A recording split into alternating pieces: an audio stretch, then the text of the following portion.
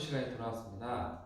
지난 시간에 우리가 첫 번째 주제였던 사회문화 현상을 이해하는 관점에 대해서 배웠었죠. 그래서 기능론, 갈등론, 상징적 상호작용론에 대해서 배웠었는데요. 자, 오늘은 이제 두 번째 주제, 사회문화 현상의 연구 방법에 대해서 이야기를 해보도록 할게요. 사회문화 현상을 이해하는 관점을 배웠기 때문에 그 관점을 정확하게 파악하기 위해서는 연구를 해야 되겠죠. 근데 그 연구 방법이 또 두 가지로 나눠지게 되는데요. 그거의 특징에 대해서 오늘 배워보도록 하겠습니다. 자, 그럼 오늘도 판서를 통해서 한번 진행을 해보도록 할게요. 사회문화 현상의 연구 방법.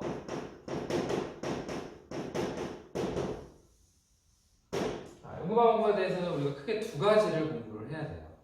근데 연구를 하다 보면 여러분들도 창의지 연구대회 같은 거 나가서 연구를 해봤을 수도 있고, 그리고 동아리 활동에서 보고서를 작성해봤을 수도 있는데, 연구를 할 때 가장 중요한 건 당연히 뭐냐면 자료를 모으는 거죠.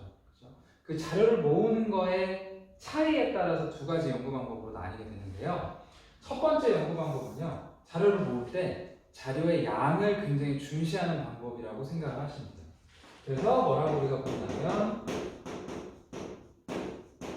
자료의 양을 중시한다고 해서 양적 연구다 이렇게 불리는 방법이 존재를 하고요.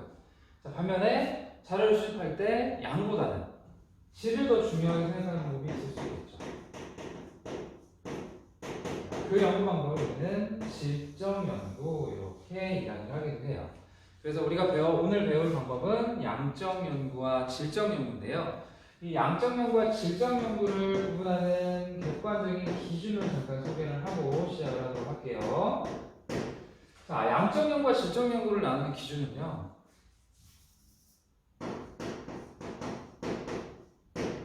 자, 그 자료를 분명히 다 모으겠죠. 그렇죠? 자, 근데 그 자료를 분석할 때 어떤 것들을 중시하는지에 따라서 양적 연구와 질적 연구라고 구분된다고 생각을 하시면 돼요. 자, 양적 연구에서는 어떤 것들을 중요하게 생각을 하냐면요. 양이 많다 보니까 정말 깊이 볼 수는 없잖아요. 그러니까 그 자료에 있어서 겉으로 보여지는 것만 중시하는 거를 양적 연구라고 생각할 수밖에 없겠죠. 당연히 보여지는 것만 해도 시간이 빠듯하니까요. 자, 반면에 질적 연구 같은 경우에는 자료를 수집을 하면요. 보이는 거 중요하게 생각할까요? 안 할까요? 당연히 중요하게 생각해요.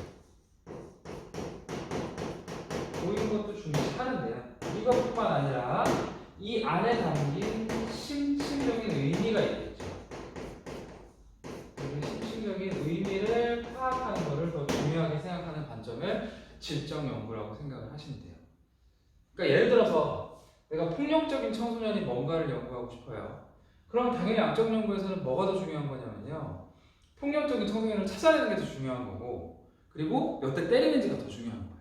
아, 얘는 10대 때렸네, 뭐 20대 때렸네, 얼마나 다쳤지? 이런 보이는 것에 중점을 두는 게 양적 연구라고 한다면, 질적 연구 같은 경우에는 당연히 몇 대 때렸는지도 중요하죠. 하지만 왜 때렸는지가 더 궁금한 거죠. 심층적인 의미를 파악하는 게 더 중요하다고 생각하는 연구가 질적 연구라고 보시면 돼요. 그래서 이 두 가지가 가장 큰 구분 기준이다 이렇게 보시면 될 것 같고요. 자, 이런 양적 연구의 중요한 특징들, 그리고 질적 연구의 특징들이 존재를 할 텐데, 자, 이것도 첫 번째 주제와 마찬가지로 세 가지 기준으로 나눠서 한번 정리를 해볼게요. 어떤 차이점이 존재를 하는지, 양적 연구와 질적 연구가. 자, 첫 번째로는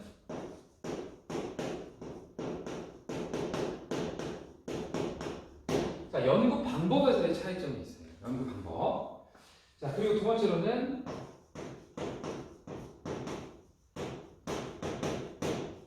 자, 연구를 하는 목적에서의 차이점이 있고요. 그리고 세 번째로는 그럼 이러한 것들을 문제에서는 어떤 식으로 표현을 많이 하는지, 그래서 표현 방식에 대해서 한번 정리를 해보도록 할게요. 그럼 당연히 기준은 똑같겠죠? 연구 방법에서의 차이점, 그리고 연구 목적에서의 차이점.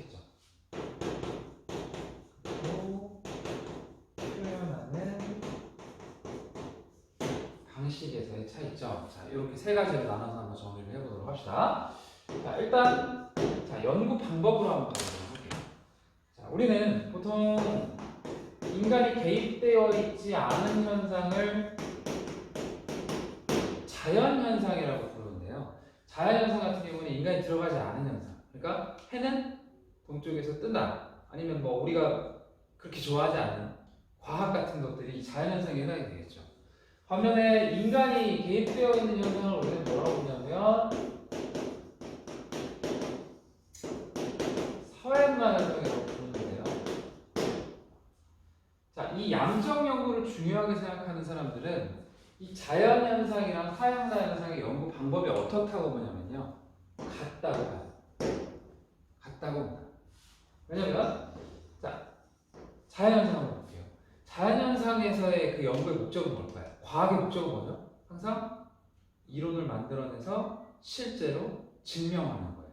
그러니까 얘네의 목적은 뭐냐면 실증인 거죠. 실제로 증명하는 게 목적인 거예요. 근데 양적 연구를 중요하게 생각하는 사람들은 정말 데이터를 많이 모아요. 그 다음에 뭘 하려고 하냐면 실제로 증명하려고 해요. 예를 들면 폭력적인 게임을 많이 하는 청소년은 폭력 청소년이 될 것이다. 뭐 이런 식으로 항상 증명하려고 이야기하는 거죠. 그래서 양적 연구를 뭐라고 표현을 하냐면요. 이 표현이 더 많이 사용이 되는데 양적 연구를 실증적 연구다 이렇게 표현을 하게 돼요. 굉장히 중요한 표현이에요. 그러니까 목적이 실증이니까 실증적 연구라고 얘기를 하는 거죠. 그럼 얘도 목적이 실증이고 얘도 목적이 실증이네요. 그렇죠? 그럼 연구 방법은 몇 개가 필요한 거죠? 하나만 있으면 되는 거예요. 증명하는 게 똑같으니까. 그래서 이걸 약간 어려운 용어로 뭐라고 부르냐면 실증적 연구는 방법론적으로 그러니까 방법에 있어서 몇 개만 필요한 거냐면 하나만 필요한 거예요. 그래서 양적 연구를 방법론적 이론론을 가진 연구다 이런 식으로도 표현을 하는 거죠. 똑같으니까. 자, 두 번째로 한번 넘어가 보도록 할게요. 두 번째, 자, 연구 목적을 한번 보도록 합시다. 목적 아까 이야기했었죠? 뭐다? 실제로 증명하는 거야. 그러니까 증명하기 위해서 항상 이 실증 연구를 중요하게 생각하는 사람들은 인간의 행동, 인간의 행위를 항상 뭘로 바꾸려고 노력을 하냐면요.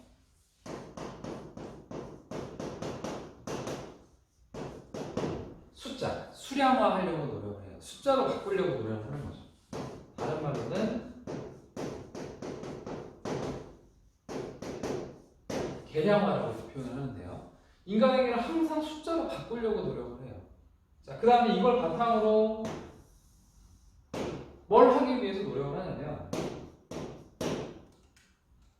실제로 증명하려고 노력을 하는 거죠. 그래서 이걸 바탕으로 뭘 만드는 게 목적이냐면요. 자신만의 법칙을 발견하는 게 이 사람들의 목적이에요. 법칙 발견이 목적인 게 양적 연구, 실증적 연구의 연구 목적이다 이렇게 보시면 될 것 같아요. 그래서 항상 뭐 학자들이 어떤 현상을 발견하면 자기 앞에 항상 뭘 붙이냐면 자기 이름을 붙이죠. 나중에 배우게 되겠지만 피터의 원리라고 하는 법칙이 있어요. 피터의 원리의 피터는 뭘 의미하냐면 그 법칙을 만든 사람 이름이에요. 그러니까 항상 법칙을 발견해서 자기 이름을 붙이고 싶어 하죠. 그래서 연구 목적이 법칙 발견이라는 거 꼭 기억을 하셔야 되고요. 그리고 이제 표현 방식. 자, 근데 이 표현 방식이 조금 어려울 수 있어요. 그래서 원래는 세 가지를 해야 되는데 선생님은 두 가지만 정리를 하고 시험 문제에도 두 가지만 반영을 하도록 할게요. 그러니까 설명만 잘 들으면 그렇게 어렵지 않으니까요. 한번 보도록 합시다. 자, 첫 번째로는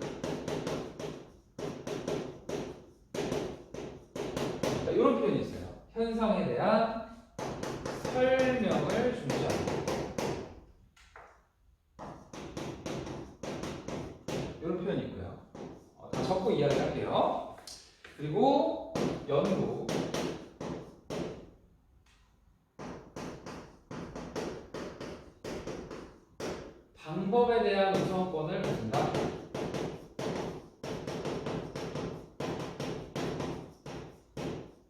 이렇게 표현하는 방식이 있어요.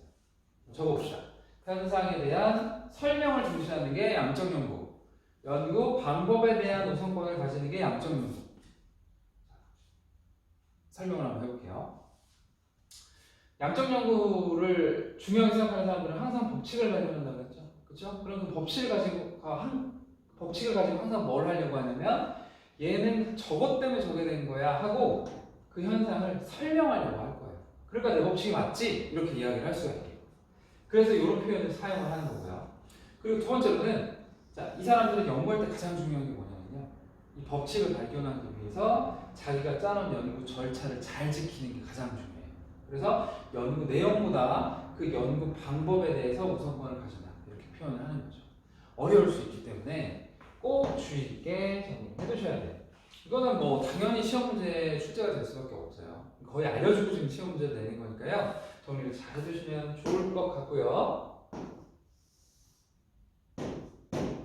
자, 두 번째, 그럼 질적 연구를 한번 가보도록 할게요. 자, 질적 연구 같은 경우에는 심층 의미를 파악하는 게 중요하다 이렇게 얘기를 했었죠. 자, 그럼 연구 방법으로 한번 가보도록 합시다. 여기도 이제 자연현상이 있을 거고, 화염물 현상이 있고,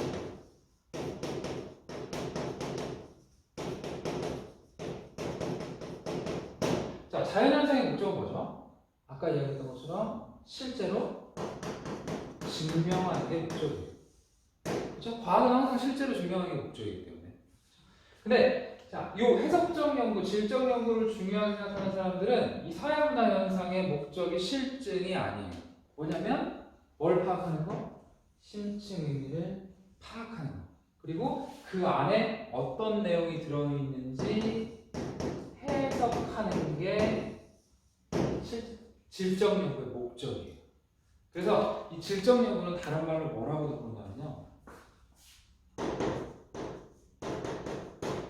해석적 연구가 표현을 하기도 하는 거죠. 얘네들은 증명하는 게 목적이 아니라 의미를 파악하고 해석하는 게 목적입니다. 그럼 목적이 같아야 되나요? 당연히 다르죠. 다를 수밖에 없겠죠. 그렇죠? 그러면 연구하는 방법이 몇 개가 필요한 거죠? 실증하는 데 하나 필요한 거고 해석하는 데 하나 필요한 거예요. 그렇죠? 그럼 위의 표현 방식대로 한 번만 더 표현을 해볼게요. 자, 실적 연구에서는 목적 자체가 다르기 때문에 자, 방법론적으로 방법이 몇 개가 필요하다? 2개가 필요하다. 그래서 방법론적 이원론의 관점을 가진다 이렇게 표현을 하는 거죠. 요거랑 구분해서 잘 기억을 하셔야 돼요. 방법론적 이원론 이렇게 보시면 되고요.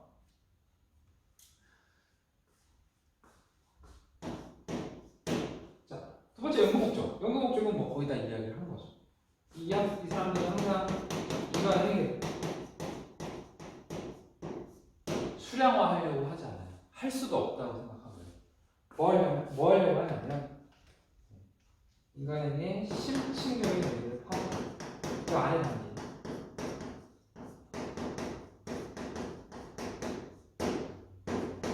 그리고 이 파악한 거를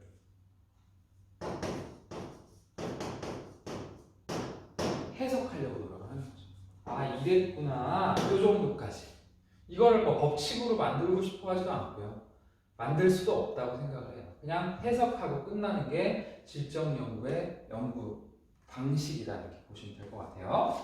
자, 그러면 마지막 연구 표현 방식 한번 보도록 합시다. 자, 표현 방식. 자, 표현 방식은 당연히 위에 거랑 비슷하게 나올 수밖에 없겠죠.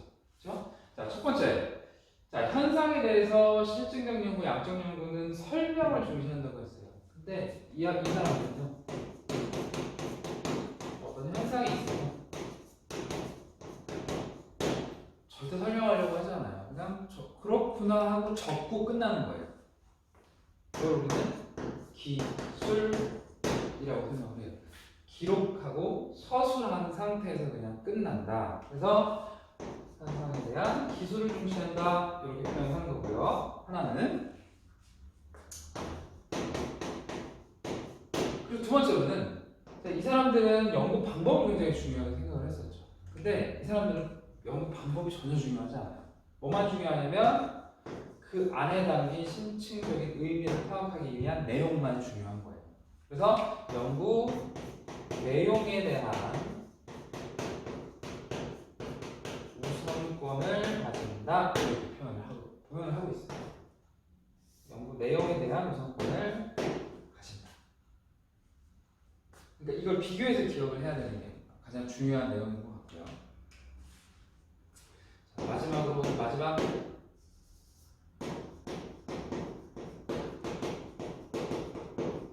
자, 요 연구에서 쓴 연구 절차를 간단하게 설명만 하고 오늘 마무리 짓도록 할게요. 자, 이 연구 절차가 문제 나오는 경우가 굉장히 많은데, 자, 일단 양적 연구, 실증적 연구는 연구 절차가 당연히 실제로 증명하기 위한 과정이 되겠죠. 그렇죠? 첫 번째로 뭐 해야 되냐면,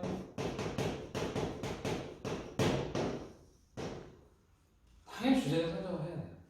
근데 이 주제를 선정한 후에, 이게 가장 중요한데, 자연현상이랑 똑같다고 생각하면 돼요. 항상 자연현상은 과학은 어떻게 하냐면 잠정적인 결론을 설정해 놓고 자료를 수집하죠. 이것도 똑같죠. 뭘 설정하냐면 가설을 설정하죠. 잠정적인 결론을 설정해 놓고 문제를 풀기 시작합니다. 그리고 자료를 모으겠죠. 분석하겠죠. 그 다음에 결론을 내리는 게 실증적 연구의 연구 절차라고 보시면 되고요. 당연히 가장 중요한 절차는 여기 되겠죠. 자, 반면에 해석적 연구의 연구 절차 볼게요. 자, 해석적 연구는 당연히 주제 선정은 똑같을 거예요. 하고 싶은 걸 하겠죠. 하고 싶은 주제를 선정을 할 건데. 자, 여기서 뭐가 없냐면요. 여기 없어요. 잠정적인 결론은 설정하지 않고요. 그냥 바로 뭐로 들어가냐면 자료 수집으로 들어가요. 그 다음 가장 중요한 단계는 그 자료를 어떻게 하냐면 해석하는 거죠. 자기 나름대로의 그 방법을 가지고 해석을 할 거고요. 그리고 그거에 따라서 결론을 내릴 거예요. 그러니까 당연히 여기서 가장 중요한 절차는 자료 해석 절차가 되겠죠. 그러니까 이 양적 연구와 질적 연구는 자료를 분석하는 것을 중시하는 거에서는 그 공통점이 있겠지만 나머지에서는 거의 공통점이 없는 정말 독립된 연구 과정이라고 보셔야 될 것 같아요. 그리고 여러 가지 어려운 용어들이 많이 나오잖아요. 표현 방식, 그렇죠? 이것도 중요하겠죠? 자, 이런 용어들이 많이 나올 텐데 이런 용어들을 잘 정리를 해두시고 공부를 해야 나중에 이해하기가 조금 더 쉬울 거예요. 자, 그러면 오늘 수업은 여기까지 하고요. 다음 시간에는 프레젠테이션이랑 자료를 통해서 좀 더 구체적인 내용을 정리해 보도록 하겠습니다. 자, 오늘 수업 고생 많으셨어요.